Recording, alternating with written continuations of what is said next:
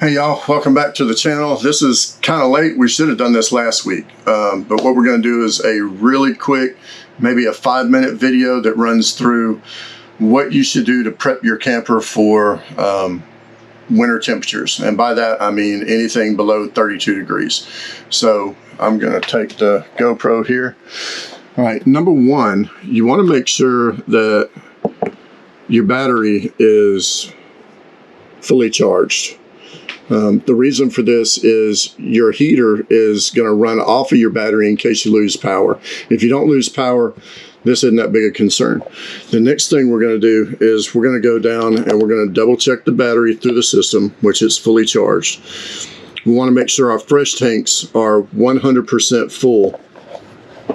The reason for this is if you leave your hose connected outside and run off city water, unless you've got a heated hose, that thing's going to freeze. You're not going to have water. So you want to have, your fresh tank full so that you can take showers, you can get water, things like that. Number two, which is no pun intended, we're going to check our black tanks. Now, mine is reading full on black tank 1 and empty on black tank 2. Those I just emptied. I put 3 gallons of water back in it. I put a treatment in it, so we're good on that. We're going to check our galley tank. It's empty, and our gray tank is empty. The reason you want to do this is you really don't want, if the cold weather extends past your capacity to store your black and gray tanks, then you're in trouble. So you want to make sure all those are emptied out and ready to go, just like you're going to dry camp. And that's the whole thing of this, is you are about to dry camp. So the next thing you want to do, if you've got the option, turn on your tank heaters. All right. The water pump, that'll be turned on once we disconnect from city water. We're currently running on electricity for the water heater. If we lose electricity, then we'll kick over to gas. I've already tested this. I know that it fires up. We're good to go. I've already tested our heater, make sure that it blows. The next thing that we want to do is we want to check our propane levels. So we're going to use our Mopica device. I know these are full because I filled them up, just the other day, and we haven't been using them. So tank 1 is 100% full. I've got that bottle turned on. Tank 2, I did the same thing. I went ahead and turned it on completely, so that if we have to switch over, it doesn't take that long. Is, of course, make sure that your thermostats are working, which brings me to my second point. We use this guy, and we use our fireplace for as long as it doesn't get below 32 degrees. Now, if it gets below 32 degrees, you really need to be running your propane. And the reason why is, if you see right there, this thing is registering 72 degrees. If you're running electric heaters on the inside, all you're doing is heating the inside of your camper. You're keeping your thermostat above what the outside temperature is, which means that your propane will never kick on. Your propane is what heats your underbelly, not the electric heaters. So if you're going to get below 32 degrees for any extended period of time, you want to turn your electric heaters off and rely on your propane to heat your underbelly, or you're going to end up with a frozen line. So now we'll go outside and we'll take a look at the settings out there.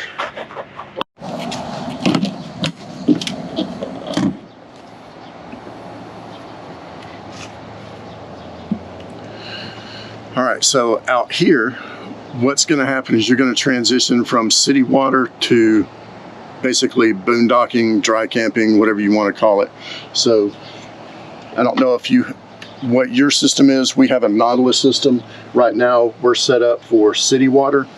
All right, so I've disconnected the hose. I'm going to switch us over to dry camp, which is down, up, to the left. We're now on dry camp mode. The water pump is on. I'm going to disconnect the hose.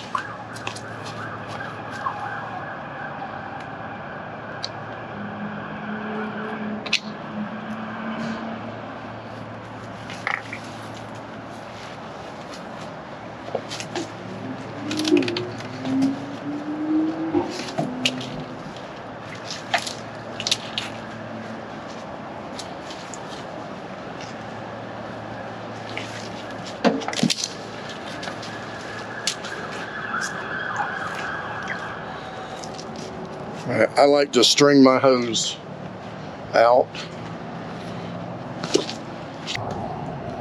What this is going to do is it's going to force all the water out that other end.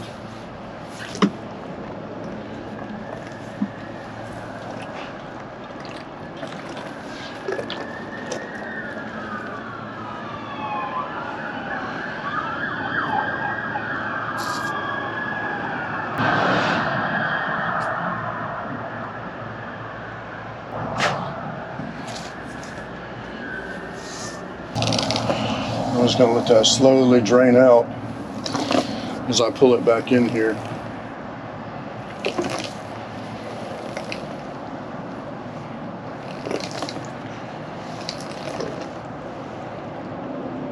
You don't have to get all the water out, but you want to get as much as possible.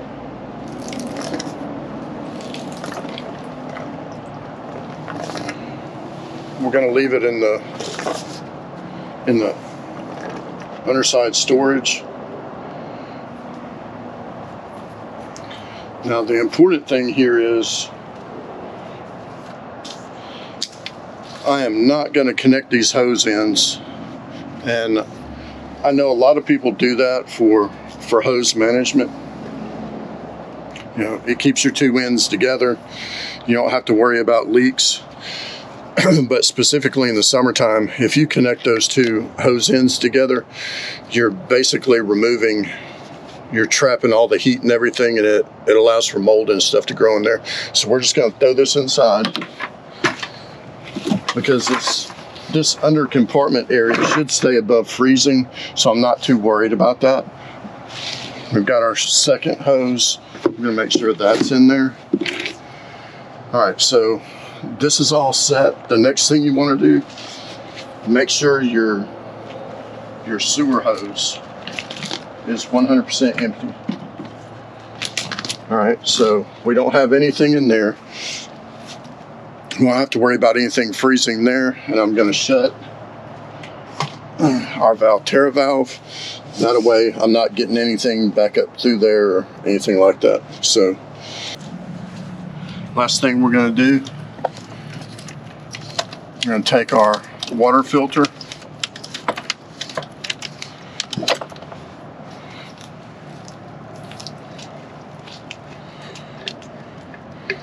again, I'm going to drain this because I don't want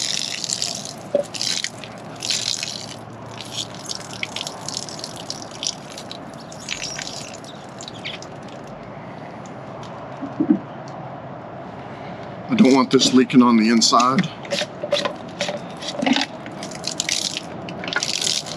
It's not necessarily that I'm worried about it freezing. I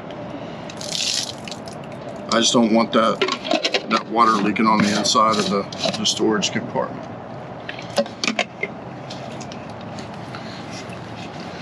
So we're going to take this. I typically will prop mine up like that, so if any residual does leak out of it, it drains right there. So with that, and knowing that these are turned on, also guys, remember when they say auto switch over, they don't mean that. Get familiar with your switch over thing. This thing right here is what goes in between your two tanks. So you can have both your tanks on, but depending upon whether that's on what side, depends on what tank you're pulling off of. All right, so with all that done, one, I did not put the sewer hose up because we're going to dump before we leave. We're leaving Saturday, sometime Saturday morning, I think. But one, know where your propane switchover valve is. Two, make sure that you've got your water disconnected so that your hoses and your filters don't freeze. Three, make sure you have your fresh tank full so that you have water to bathe and wash dishes with. Four, make sure you have enough propane in your tanks or a source to go fill them back up. Five, once it gets below 32 degrees, don't use space heaters anymore. Only use your propane tank. Other than that, hope everybody is safe. Hope nobody has anything bust, and y'all have a great one.